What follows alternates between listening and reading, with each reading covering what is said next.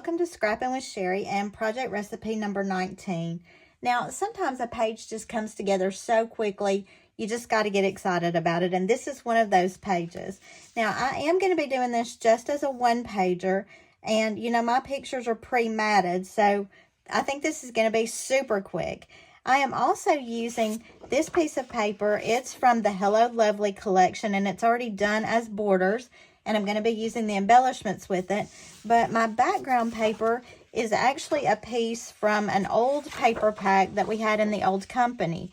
Now, if you have any of this old paper, you're going to notice it's not quite 12 inches long. So I'm going to be adding a border along the bottom and then finishing this out. So the first thing I want to do is cut up this paper for the pieces that I want to use on this page. Now, the pictures I'm going to be using are a shopping trip that I took my mother on for her birthday. We just, we went out and we ate breakfast, then we spent the whole day shopping and just had a really good time together. We just don't get a lot of opportunity to spend a whole day doing girly stuff. You can tell I didn't quite cut that straight, and I've got a little glitch right there already. But we just had so much fun, and we didn't take pictures until we got home that day. And I said, oh, I forgot to take pictures today. And so we took a couple of pictures at her house.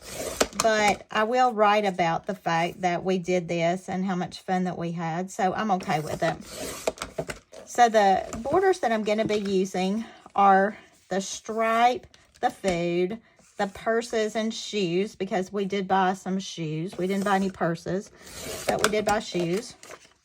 And then I'm going to do another one of these stripes because I think I'm going to use that one twice.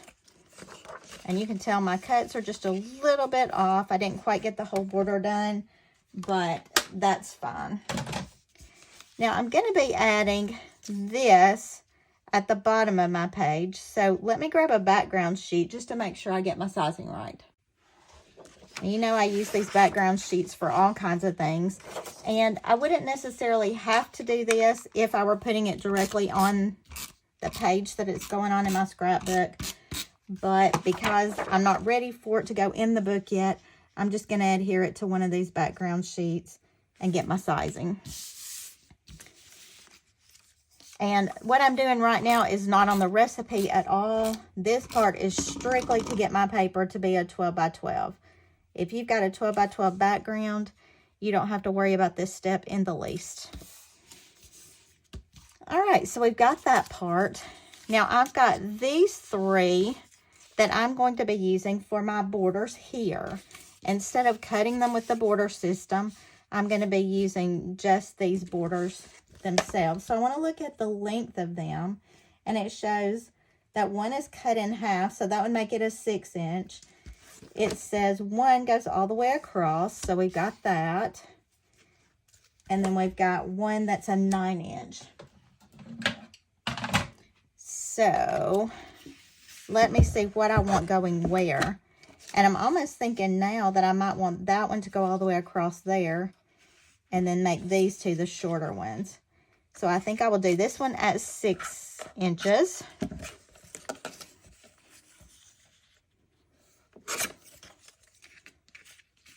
Nope, that's wrong.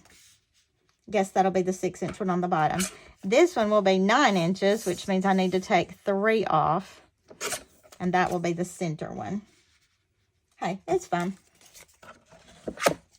And I will be keeping those little pieces of border because you just never know when I'm going to need more of that. And I'm going to go ahead and put my pictures down. And then the only other thing to add would be a box at the top.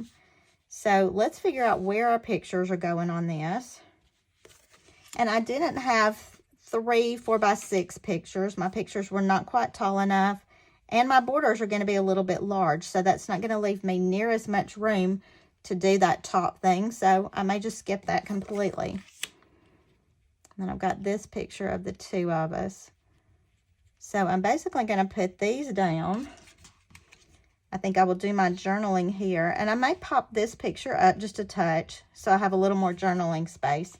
So let's go ahead and tape it. This is going to be one of those pages that when we get done, you're not even going to be able to tell it came from this recipe because I just kind of did it my own way. But there again, I tell my in-person customers all the time, this is not, you have to do it this way. This is inspiration. This is a jumping spot for you. And boy, as soon as I saw these pictures and this layout, I was ready to jump. I thought the colors looked really good with the outfit my mom had on. I was wearing a different color blue than this teal, but my mom's shirt color is lots more evident. And I feel like this pinky purpley background works well with that. And I thought this was fun with all the little colors in here. So let me add this one. You can tell I had to cut off and add some white here just to make my white border even all the way around. And I just cut it off of other pictures that I've messed up or where I have an extra edge when I've printed. And then I add that on there just to make them all exactly the same size. Let's see if we can get this somewhat even. Quite honestly, I don't think you'll be able to tell if it's not. And what I am looking at is the spacing along the bottom of the photo, because I would like that pretty much even.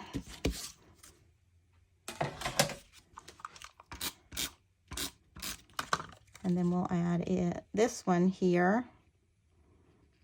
And I will go up with that, which kind of mimics this somewhat.